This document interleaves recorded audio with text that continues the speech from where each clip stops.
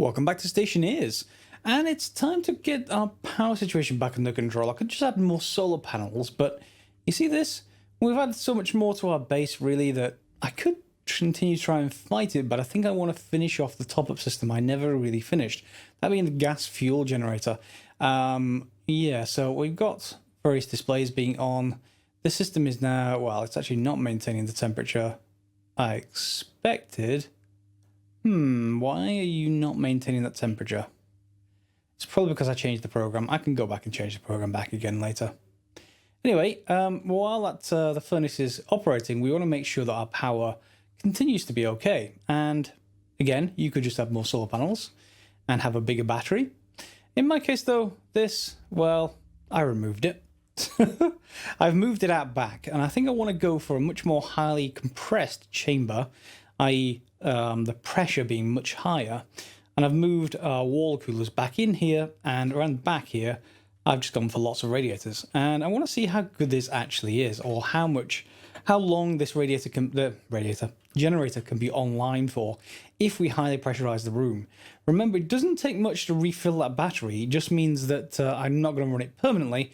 What I don't want to do is for it to cycle on and off continually, so I ran a cable all the way from the battery input all the way around here that runs behind here, and if we just pop inside, it goes right there. That's the actual output. So I'm also going to want to be able to address all of this stuff, which means, well, first of all, can we get away with a cable right there? Not cable, sorry, a processor. Let's put a processor out here somewhere, shall we?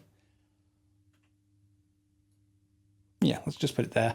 This is just my filter notification chip. I'm just going to reuse it for now. I don't really need that chip just yet, so I will always download the program again. And in here, let's grab our cable. There we go, and that should now be addressable by anything else on this network, which should include this once I just finish off and add a couple of cable pieces in here, a couple of junctions. 1 and 2. 1 and 2. While I'm actually doing this, I just want to just quickly apologize. I normally have a daily video, but over the weekend, something must have glitched on my Creator channel page. One of the videos, the Minecraft Stoneblock videos, turned private after one view. No idea how that happened. And also the other one got delayed, so it was very, very odd. Anyway, I did mark them back up again, but normal progress should resume right now. Not sure what was happening, but basically you missed the video on Friday was the actual end result, which I don't like to do, honestly. I prefer to have a daily video if possible. So here's our input for our gas fuel generator, and because I've left this for so long and not really taken care of it, it's also combusted inside the fuel line again, so I do need to drain the fuel line before I do anything else, but that's going to be our input, and our output can just come out the side here, I think. If we just curve this around, and let's take a look. Yeah, let's just put it maybe with a small pipe.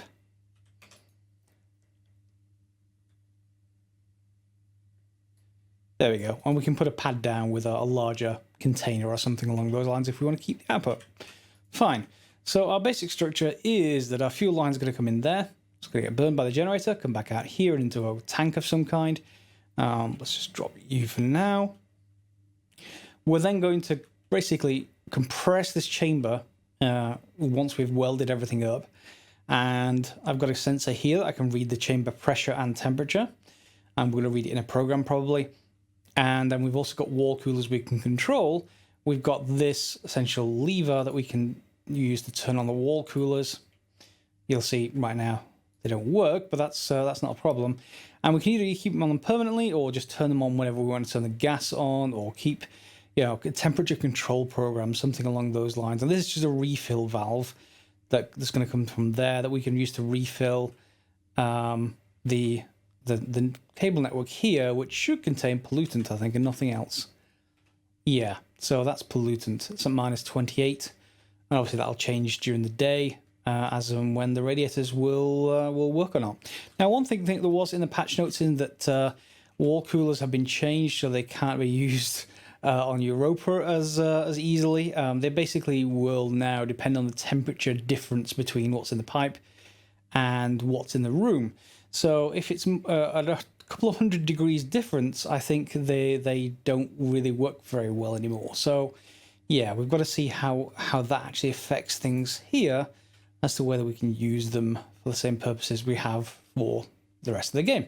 So I'm going to go and weld this up, and then we will go and start pressurizing. We just got this cheap filtration unit, which will just act as a pressurizer. In fact, I can do that now. And let's see if we can... I need to be able to read that gas sensor. Let me put the electronics in, and we'll come back. I need to, weld all this up. Okay, now please ignore the fact that the computer is stuck in the wall. It works fine. Let's just leave that little fact alone. And I've started to pressurize our room now. So you can see here it's up to 75 kPa already, and we're going to continue to keep that going. All right, so we don't need to worry about it for just now while we do the rest of the things. So I've put an IC down, and I need to actually export this. Let me just add another line. Alias start gen is on D3. Confirm and confirm. Yep, there we go. So I've hooked up D0 to gas sensor. D1 is the gas fuel generator itself. D2 is actually just a memory unit I'm using for convenience, so I can just see the output without having to use the base of the machine itself, because we won't use that for temperature or pressure while we're actually debugging. So start wall cooler 0, and then this batch writer is just looking at that and just going to turn on all the wall coolers if that's the case. It just lets me be able to look at it a little bit easier. So we've got our filtration constantly running here, and behind on the other side of things I've now put in our output tank. There's nothing in it at the moment, and this is just an optional thing that I put in, and this basically drains the system. So if there's ever auto combustion, I can drain the input fuel line from here straight back out into the atmosphere. I did it temporarily before in a previous build, but not going to worry about that just now. For now, this filtration unit is filling the room. So now we have to write the bit of the program to actually use. And the basic part of the program is quite simple. We're loading in the room temperature and pressure into two internal variables. The room temperature, we're loading gas sensor temperature, pressure, gas sensor pressure, etc., just so we have them available. Yield and then start. So this doesn't actually really do anything at the moment other than update our variables. Further down, however, we're going to create essentially a while loop here. So let's just call it gen on. Okay, and let's add a condition in here. Well, a condition, a statement in here.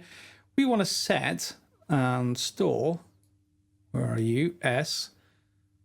For set or store. Yeah, store.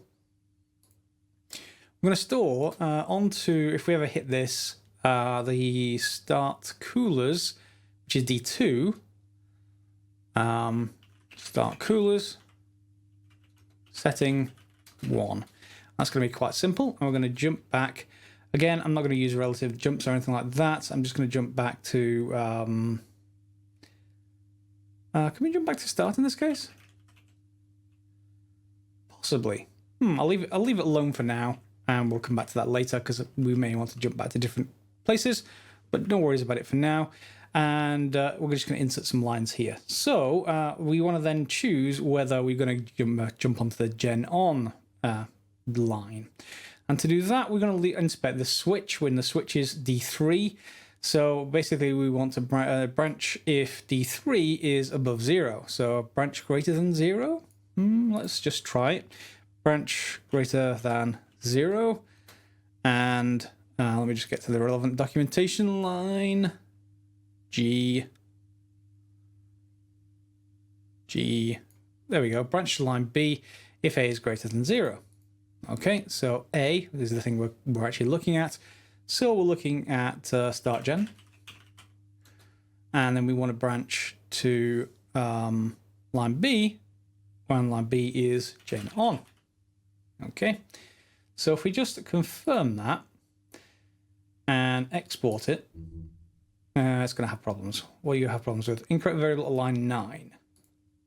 Line 9. Start gen. Branch greater than 0. If A is greater than... So A can be a register or it can be a number. And that looks fine. Have I not got... Oh, hang on. That's just a device. Yeah, I need an actual register. Okay, fair enough.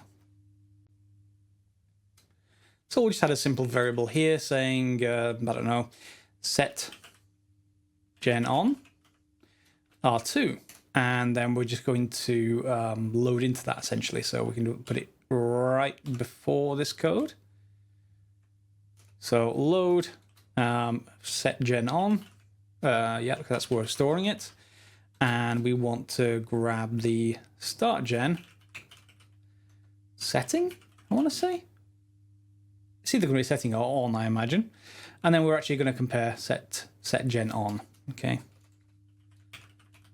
There we go. Export, and everything goes green. And now, if I pull the handle, it should start up everything. However, what it won't yet do is start the coolers. So I also want to start the coolers. Well, it's fact, no. Yeah, all it's going to do at the moment is start the coolers. It's not going to actually start the gen. But we're fine. Let's just test that. Started 1. This one is set to 1, and we'll have started up the wall coolers. Which means if we have a look at the temperature of this, it should now be increasing because this is the output line. Yep, it's increasing. Good. Nice to know my code works. Let's put you away. And now we also should think about what we need to do as well. Well, first of all, we need to turn on the generator and we need to think about the pressure regulator. Now, normally I would just want to just leave this on, and that seems to be an option. Where are we? This one's a vacuum. This one is at -5 and contains 1-to-1 ratio. So over here, that's off. So we can just turn this on and that will just make the thing ready, assume it doesn't auto-combust. Let's turn you on. And that's staying nicely at 1 kPa. So everything is ready. All we need to do as well is then turn on the generator itself. Okay, because we're not feeding in from any kind of battery information right now. We're just saying, I want to recharge things. I'm just going to pull this handle for now. We'll attach it to the batteries later. Or next episode or something. So, you are at... What are you at? Let me get somewhere decent. Nearly 100 kPa, so atmospheric, or thereabouts. It is falling, of course, because temperature's falling outside, and I did have the wall coolers. The wall coolers still set on? They are still set on. I forgot to change this. Yes, so what's happening is we've branched into gen on, which changes the memory, but we're never actually resetting it. And that's simple enough to arrange. In here, all we need to do is just add an extra couple of lines. Next line in after this comparison sets it back to 0, and then we've got another marker. And then down here, instead of jumping back to start, we jump back to the marker that's after where everything gets set back again. Okay? So we can do a few things there. That is okay. We can arrange it a little bit nicer later. But for now, this is going to turn on the gen. And it's going to, it's going to turn on the coolers, but we can also turn on the generator at the same time. So if we just make sure we add an extra line for safety here, in the S line, we're going to have the generator available on D1. So we're going to set generator on 0. And in here, we're going to set generator. Oh, is there a Control Z? There isn't a Control Z. This editor is going to have me splitting feathers at some point because I can't press enter after every line to create a new line. It's remarkable. Rant over. Okay, so now we have setting the coolers on, setting the generator on, and then of course that will then see how good or bad the system is. So let's just export that. And now, have I got everything hooked up? Hopefully I have. So there comes the power. I don't think I have a cable analyzer anywhere. I would like to have a cable analyzer to be able to tell. Ooh, we're about to run out of power. It is middle of the night, so why don't we just actually turn this thing on, and let's see if we can actually get any power out of it. Or rather, the easiest way to tell is to look at the temperature. Yep, the temperature's coming up. Okay, and that will run for a little while. While that's actually happening, that's going to raise the temperature, and you can see it is working because we're getting power to all of our batteries. So the basis of the system is fine. Actually, how often we can run this, on the other hand, is a different thing entirely, because it's already up to 40, 50 degrees. If we turn it back on, off again, okay, and everything is turned off now. What we don't want to do is for that to happen. We actually want to keep the coolers on independent of this switch. So I'm going to have to modify the program a little bit to have a basis on the gas sensor temperature, so this room temp, and we want to basically keep that on unless the room is over, let's say, minus 100. So 173 Kelvin should do us. And so to do that, I'm just going to first of all add a constant at the top, and as you know, we can't really do a constant without, unfortunately, let's just alias, I don't know what we're going to call it, ideal temp to R3, and then we're going to move at the very start of the program. Again, we're just going to move R3 value of 173, assuming that is the correct syntax for move.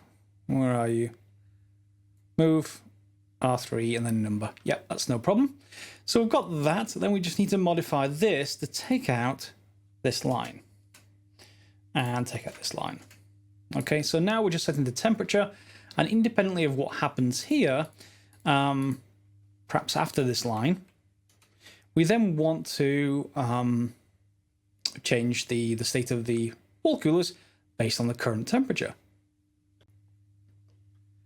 That's actually not too hard with SLT, I think. So the register is 1 if A is less than B, which is pretty much what we want to do. We want to set the, where are we now? We want to set the start coolers setting. So we're going to want to have an extra line, and I want to put it here, I think. Alias set coolers on R4. I'm not quite sure whether to actually put all the aliases first or whether to actually alias and set the thing at the same time. If it's high level language, I'll probably do them both at the same time. I don't know. We can have arguments about it. But there we just say basically set coolers on. So that's going to change to 1 if A is less than B. And A is going to be the room temperature. And B is going to be the ideal temperature. So we now have a Boolean value we can use to determine whether to turn the coolers on. And it's exactly what we want to do, because all we need to do here now is just to store the, essentially the, where is it, start coolers? Yeah, start coolers.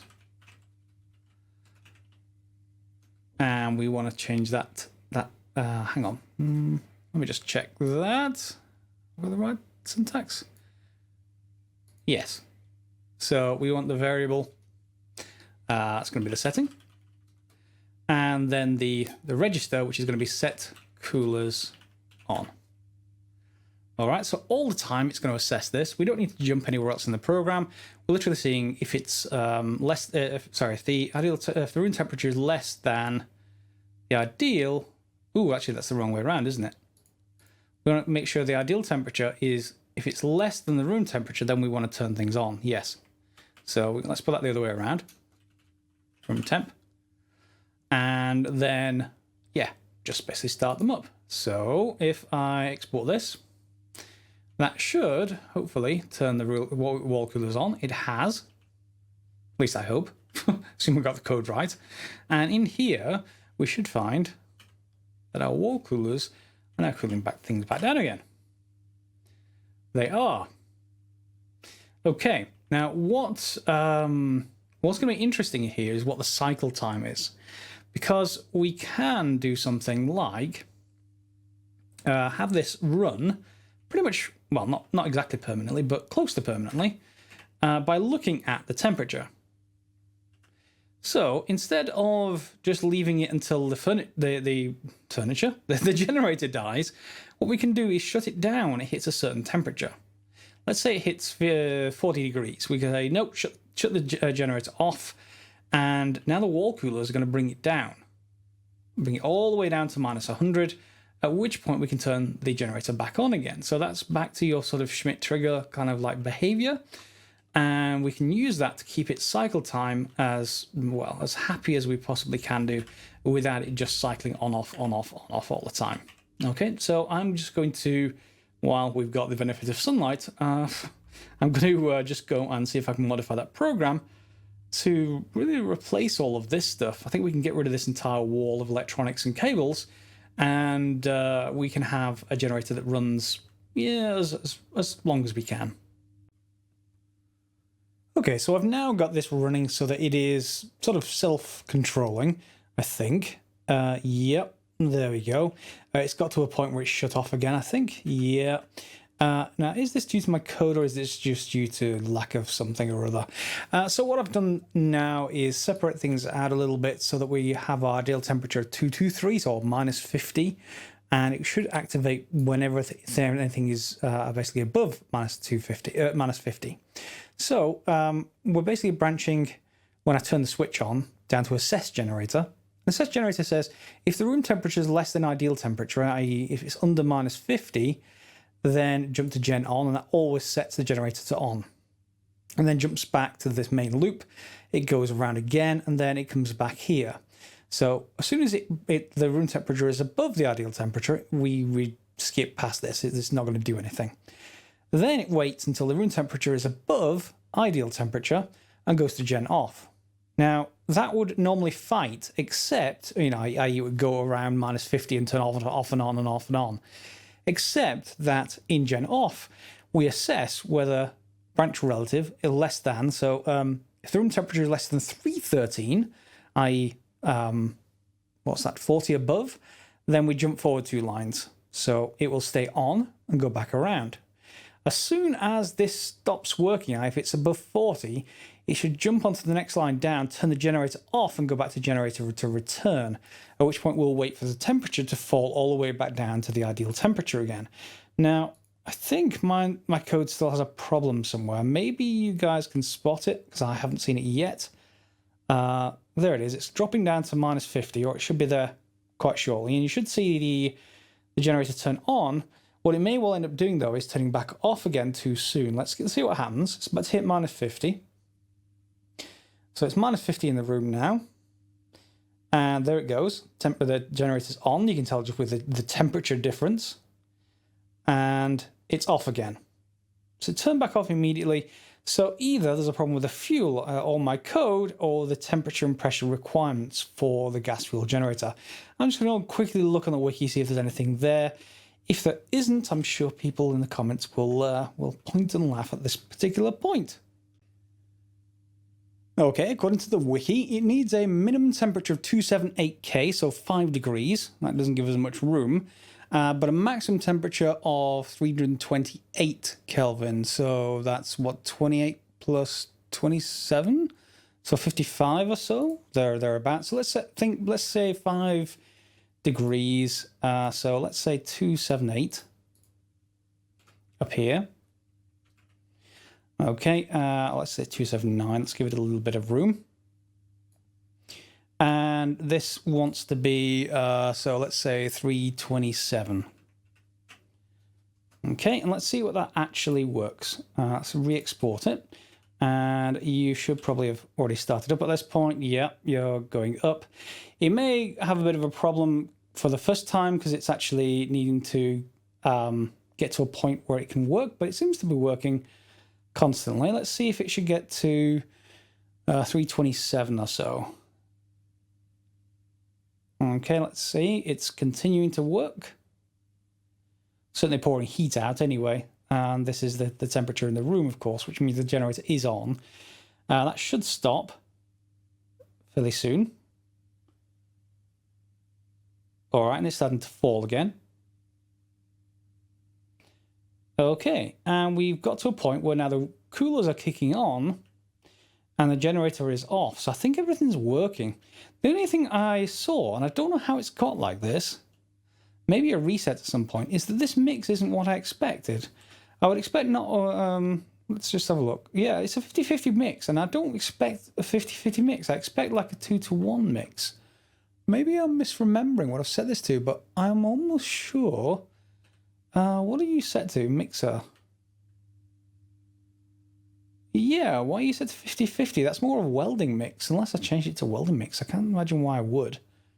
In any case, yeah, which is our input 1? Input 2 is this line.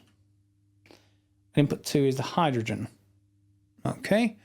And we want 2 hydrogen, 1 oxygen, so 64. We want 64 on input 2, I imagine. Yeah. So let's just swap that back over. And will this let me set it? Yeah, it will, but it doesn't tell me exactly when. Which one's which? Am I setting the... Am I setting the input 1 or am I setting input 2? Why don't I just do that with smaller increments? So if I just change this up a little bit, it needs to be that way. Yeah, 64. Let me just set it manually like this. And then this will only turn on when this is depleted. So we should have a little bit of time before that happens. I'm not sure what happens particularly in the meantime, but we do have enough hydrogen and oxygen. I just hope that we don't get auto-combustion, of course. That's always the worst possible option in this kind of thing. However, we do have a system now where the gas generator is pretty much constantly working. Or at least, you know, when the temperature's right, it's constantly working.